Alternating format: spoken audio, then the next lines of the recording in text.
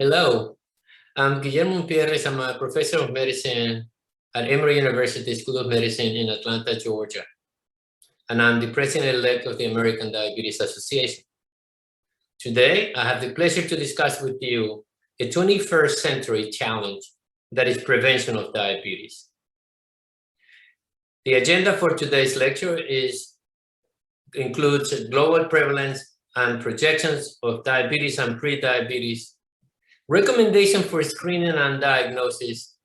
What are the risk factors and pathogenesis? What drives this epidemic of pre-diabetes and diabetes prevention or intervention that have been shown successful, both lifestyle, pharmacological intervention, and even surgery? How can we prevent diabetes?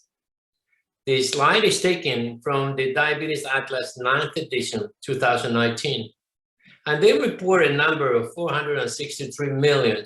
And you can see it's here during the last 20 years, where we have gone from 151 to 3 times higher to 460. 1 in 11 adults around the world between the ages of 20 to 79 have diabetes. 1 in 2 adults with diabetes are undiagnosed. Unfortunately, half of the patients don't know that they have diabetes. 1 in 13 adults have impaired glucose tolerance, and the number is impressive, 374 million, knowing that these patients are at high risk to progress to diabetes.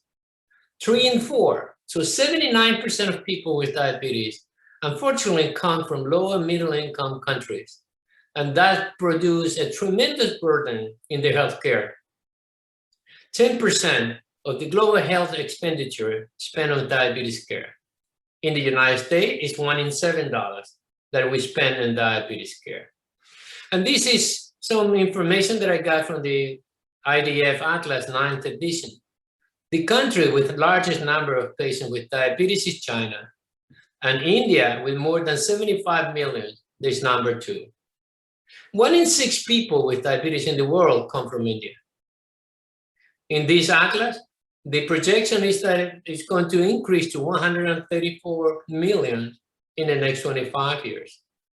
And there are several editorials, for example, Dr. Mohan, talking about the pre-diabetes and diabetes in India. He quote, that in addition to diabetes, pre-diabetes is a tremendous burden. And if we target them on the right lifestyle option to keep blood sugars, lipid, and blood pressure under control, diabetes can be prevented in 1/3 of the individuals in India. And this quote is not only for India, it's for the whole world. This slide shows the number of adults with diabetes between the ages of 20 to 79 worldwide and the worldwide projections. In the right upper corner, you have the current number of patients with diabetes, 463, and is expected to increase to almost 600 million in the next 10 years, and about 700 million in the next 25 years. We need to do something to prevent this tremendous epidemic. And if you look around, it is everywhere that is going to be increased. In the United States, in North America, they would expect to have 33%. In Europe, 15%. But look at the rest of the world of countries who have low income or middle income. In South America, the increase is 55%. Look at Africa, we're expected to have 143%. In the Middle East and North Africa, close to 100% increase. Definitive, we need to do something. In the Southeast Asia, as we discussed before, there will be close to 75%, where 88 million will go up to over 150 million with diabetes. This is a true epidemic of the 21st century. Just to emphasize what I mentioned before, the lower and middle and upper middle income, this is where you see the number of people with diabetes and what is projected according to age. In the United States, we have the CDC has been publishing this data every year, every 2 years. And what I'm presenting to you is the trends of diabetes diagnosis. And this is quite impressive. Let me show you this in more detail, this slide. In the left hand, you have the number of states, the 50 states in the United States, and the percentage of people with diabetes. And there was about 5%. Right now we have states that is more than 9%. And look at this, the number of states, especially in the South, there's still some states that have less than 9%, but all over the increase has been dramatic. My state is Georgia. I live in Atlanta, that is located here. And it's in the middle of what we call the diabetes belt. With 11.7% in the Southeast have diabetes, compared to the rest of the country that is 8.5%. So unfortunately, the rate of diabetes that is associated with obesity, hypertension, stroke, heart attack is significantly higher in the Southeast in the United States. And there's no question that the driver is obesity. And again, data from the Center for Disease Control, or CDC, in the United States, that track obesity and present this data on a yearly, every other year data. And you see from 1990 to the left, the obesity rate, where very few countries, very few states have greater than 15%. Now, we have been innovated. The green color, the blue color have disappeared. And we have created new colors. We go from orange to 25 to 30%, 30 to 40, 35% in pink, and in the purple, 35%. Currently, 40% of African Americans, females, are obese. And we're expecting to have the whole country going to have 1 in 2 are going to be obese in the next 10 years. So we need, if we want to prevent diabetes, this would be the main focus, is prevention of obesity, because it's the driver for diabetes and pre-diabetes. This slide shows the prevalence of diabetes and pre-diabetes. And in our country, about 8.1% are undiagnosed. And here you have diagnosed with diabetes. This is data from 2000, a few years ago, on pre-diabetes. And you have 37%. But data from last year, from the CDC, says that we have 88 million people with pre-diabetes. But only 11% know that they have pre-diabetes. So 9 in 10 adults who have pre-diabetes are not aware. So we need to increase screening to alert patients or alert individuals that they can prevent diabetes if we implement new strategies.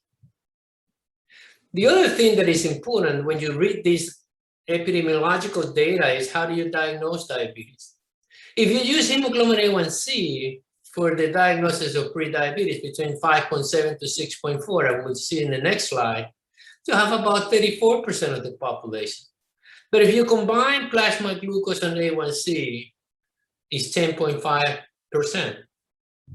I believe that we need diabetes and pre-diabetes is a disease of blood glucose. So combining plasma glucose and hemoglobin A1C is the ideal way to diagnose diabetes.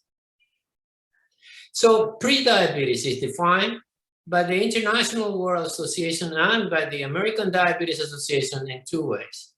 You can have an impaired fasting glucose. This is glucose between 100 to 125. Remember that diagnosis of diabetes is a fasting blood glucose greater than 126. So, and the hemoglobin A1C between 5.7 and 6.4. Remember, diagnosis of diabetes is a hemoglobin A1C equal greater than 6.5%. So why do we care? Because these also, same as impaired glucose tolerance, are at risk of developing diabetes. Impaired glucose tolerance is defined as a 2-hour plasma glucose between 140 and 199. And a hemoglobin A1C similar to 5.7 to 6.4%. Both are equally important. So the difference is that this is a fasting plasma glucose, and this is what we want, to get a fasting plasma glucose less than 100. The hemoglobin A1C less than 5.7. And if you do an oral glucose tolerance test, that is perhaps the best test, but is seldom done, you look for the 2-hour plasma glucose between 140 to 199. And why do we care? It's because of the large progression of diabetes. And if you look at the prevalence, what do you have? Impaired glucose tolerance is 51%, impaired fasting glucose about 1/4, and impaired fasting glucose and impaired glucose tolerance is 1/4. If you look at the progression, this group here of impaired fasting glucose and impaired glucose tolerance progress more than diabetes and impaired fasting glucose and impaired glucose tolerance. So keep that in mind.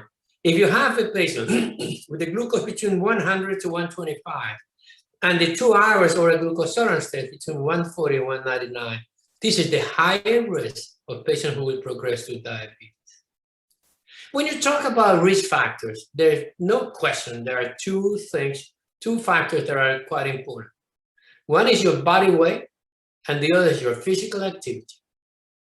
So overweight, 89% of patients who have diabetes and pre-diabetes are overweight or obese. 90%, 9 out of 10. 27% are overweight, 45% are obese, so if BMI greater than 30, and 15% have extreme obesity. Physical inactivity, unfortunately, we don't move anymore. That's why we struggle to do exercise on a regular basis. And about 40% of people with diabetes and pre-diabetes are physically inactive, defined as with getting less than 10 minutes a week of moderate or vigorous exercise. Less than 10 minutes a week. And of course, obesity, especially abdominal obesity, is the one that drives the epidemic. And of course, there are some areas, like in South Asia, you don't have to be greater than 25. That's why you increase overweight when you are 23. And the rate goes with abdominal obesity. And why is that? It's because intra-abdominal obesity is an active metabolic tissue. And it recalls or collects their migration of macrophages, monocytes that convert to macrophages. And they produce several what we call adipokines. And these adipokines, like adiponectin resistant, free fatty acids, 2 necrosis factor alpha, and many others, are the ones who produce the insulin resistance and the decline of beta cell function. Because they are producing inflammation and reactive oxygen species that decrease both insulin secretion and the response to insulin in peripheral tissues. So when you look at the beta cell mass, insulin deficiency is the most important, reason why people develop diabetes. Here you have in patients who have diabetes to the right, impaired fasting glucose in the middle, and normal glucose tolerance test. With progression, it's a progressive disease, it's progressive disorder. When the beta cell mass, so the amount of insulin secretion, decreases both in impaired glucose tolerance and patients with type 2 diabetes. And the insulin resistance is associated but also with insulin resistance. The insulin secretion and insulin resistance go in parallel. So if you have a patient with impaired glucose tolerance, here to the left, and diabetes to the right, what I'm trying to show you is the insulin action and insulin secretion. There is an impaired insulin secretion, but more importantly, there is an impaired insulin resistance. The insulin sensitivity, or the ability to insulin to dispose glucose in peripheral tissues, is present both in impaired glucose tolerance and, of course, in type 2 diabetes. So who should be screened? If we know that obesity and increase in age, the current recommendation from the American Diabetes Association will recommend that everybody over the age of 45 should be screened. It could be with a fasting blood glucose, or it can be with hemoglobin A1C. And in those patients that you highly suspect, you should consider doing an oral glucose tolerance test. Everybody who is overweight, So 25 for Western and 23 for Asian Americans, with one additional risk factor to be tested. And if your test is normal, you have to be repeated 3 years later. Additional risk factor will include physical inactivity, but we said, unfortunately, 10% of people with diabetes and pre-diabetes do regular exercise.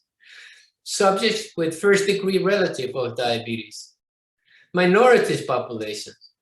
Hypertension is a significant risk factor because it's associated with obesity and insulin resistance. HDL, less than 35, as we mentioned before, pre-diabetes, or anybody who has a history of cardiovascular disease, stroke, heart attack, or polycystic ovarian disease should be tested. Not included in here is anybody that also have a history of gestational diabetes should be tested, not only after the pregnancy, but regularly thereafter. How can we prevent it? There are 3 legs in this. First is lifestyle intervention, pharmacological intervention, and metabolic surgery. So lifestyle intervention, there are 3 large studies that I'm quoting here in this table. Diabetes prevention in the United States and Finland and China. And here is the number, and the BMI in this group was very different. In the United States was 34%, Europe 31%, and in India and China was just 26%. The intervention period was between 3 to 6 years, and the reduction of going from pre-diabetes progressing to diabetes was very similar, somewhere between 40 to 60%. And the number needed to treat was between 20 to 30. So a very, very productive intervention if we can do this. So the diabetes prevention program, the goal was to decrease body weight for 5 to 10% in overweight people with pre-diabetes, doing regular exercise and diet. And the regular exercise was about 30 minutes a day. And what they reported is a 58% reduction. And this diabetes prevention program in the United States included a lifestyle intervention, so diet and exercise. They included metformin and a placebo, just regular activities. And what they reported is a significant reduction in the rate to progression from pre-diabetes to diabetes. In the lifestyle intervention, they observed a 58% reduction in the progression. Those with metformin, 850 milligrams twice daily by 30%, those significant difference from the placebo group. And here you have this by age. And I think this is quite important in the way that age was a significant factor. Look at here to your right, those individuals who have over the age of 60 has the major benefit of lifestyle intervention.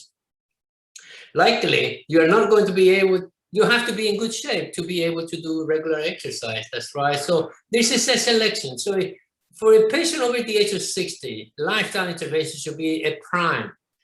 Walking 30 minutes a day about, and following a diet to produce a weight loss about 5 to 10% of body weight. In the middle are those between 40 to 60, and here to the left, 25 to 64, where metformin was a little better than lifestyle intervention. That doesn't mean that we don't have to push for lifestyle intervention at all ages, because the reduction was about 50% in all groups. The Finnish diabetes prevention studies followed these 522 patients with pre-diabetes, and again, an extensive, intensive intervention of lifestyle.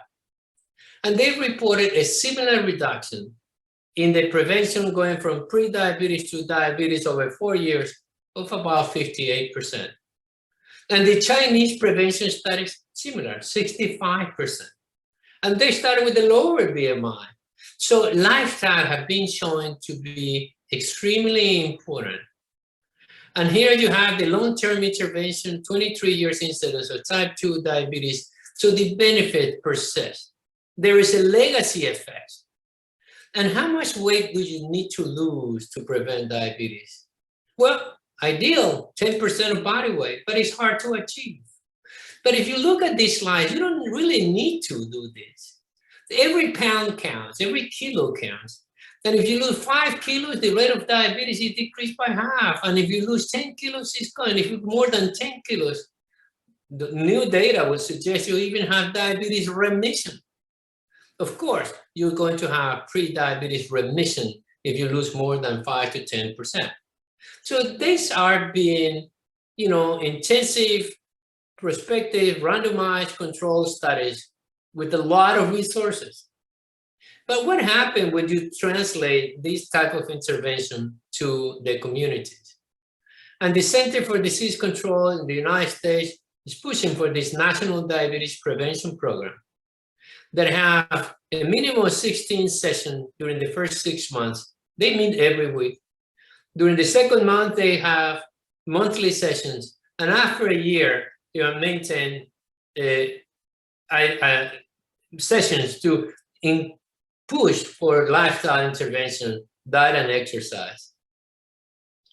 And what did they report? Well, it's successful. About 30% complete the 1 year. And the weight loss is somewhere around 6%, 5%. The average is going to be, the average is going to be about 3 to 4%. So it is very hard to maintain. And we have seen studies like in diabetes and pre-diabetes that people can lose weight, but unfortunately, long term, they regain the weight. So it is needed maybe to consider pharmacological intervention. So there are, as I mentioned, many trials that you see a reduction of 30 to 58% reduction with lifestyle.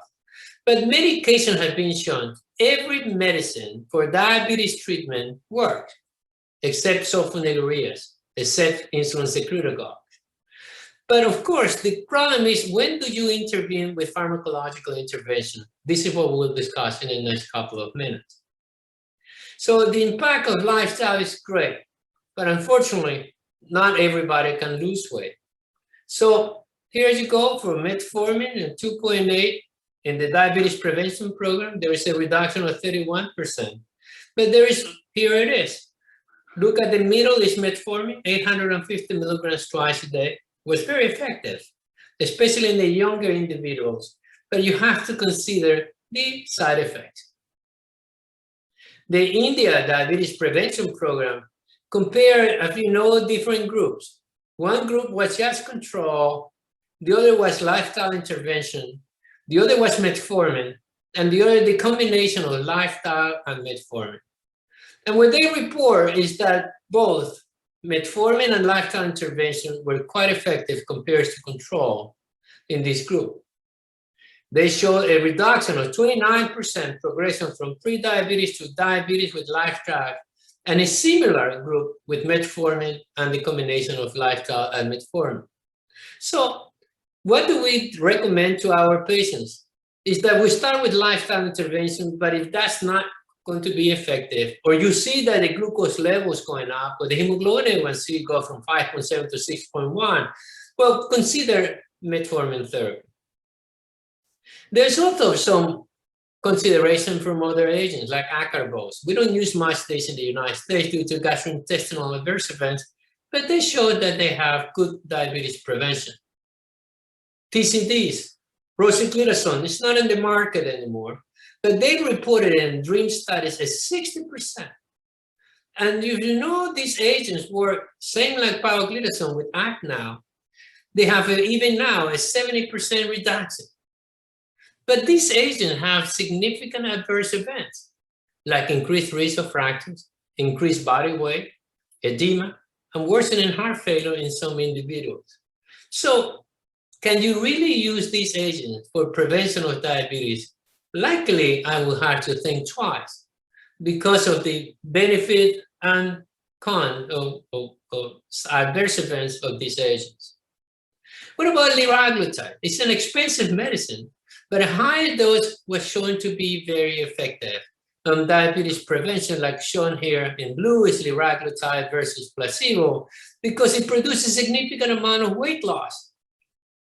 And the number of patients with prediabetes was significantly reduced. So these agents are effective, the same as the weight loss medications. And for example, in this study for phentermine and topiramate, there is one of the weight loss medications that is available in many countries. You see a significant reduction in the progression of prediabetes to diabetes and the rate of prediabetes. Why? It's because every agent that is associated with weight loss had a significant impact on prediabetes and diabetes conversion. This just shows that bariatric surgery also decreased the incidence of diabetes, of course, because of the weight loss. So far we can say the following. Obesity and inactivity are the two drivers on top of genetic background. So if every intervention that produces weight loss should decrease the rate of diabetes and prediabetes. But we have barriers, that's right. The uptake and adherence is very poor. In the United States, it's about 30% that complete the intervention after 1 year. But those who complete the intervention in real world have a significant reduction in diabetes conversion. The other is that most of these studies that shown tremendous impact and outcome are grants or fundings that are for a periods of time that go from 2 to 5 years. When the grant goes away, the intervention goes away, and most people produce weight gain. So we need to find a way to have a more persistent information, or more increase the adherence to all of this group of people. Remember, this is what happened, for example, in the DPP. In the lifestyle produced a tremendous weight loss during the first year or two, but unfortunately, after the year 5, when the study ended, they went back to very similar to control. But if you look at those who maintain therapy, for example, diet and lifestyle, and this is after 20 years, you see that they are very effective in the conversion of diabetes. And since 2018, and this is today in 2021, recommendations for the ADA standard of medical care, we recommend lifestyle intervention. But if a patient cannot do lifestyle, or glucose continues to increase, metformin could be considered for those with prediabetes, in those who have a BMI greater than 35, especially in the younger patients. You remember that the older benefit from lifestyle, but many patients over the age of 60 cannot do exercise, cannot do a regular diet, and they also benefit. Anybody who has a previous history of gestational diabetes, as we mentioned before, is at high risk of converting prediabetes to diabetes. And if I mentioned before, rise in hemoglobin A1C, rise in fasting plasma glucose is a red flag or a yellow flag telling you that perhaps you should consider metformin as an intervention. What about the rest of medicine? I don't think that in the short term, they should be approved. Why? Because cost, adverse events. So for example, thiazolidinedione, pioglitazone, they're very effective in preventing diabetes, more than 60% reduction. But they have a tremendous number of adverse events, so it shouldn't be used. GLP-1, but in the United States, this agent costs between $400 to $800 a month. With metformin, it's as effective, or maybe equally effective, but there's no comparison studies. But metformin is $2 a month. So I think that in the future, these recommendations that have been present from the ADA during the last 3 years is the way of the future. And I will highly recommend to start metformin in this group of patients that they cannot lose weight, cannot do exercise, or those patients who have significant adverse events. I will really thank you very much for the opportunity to share my thoughts and review the literature on diabetes prevention. The epidemic of the 21st century, also together with diabetes, is obesity. And we need to tackle both in order to prevent the conversion from pre-diabetes or going from normal to pre-diabetes to diabetes. Thank you.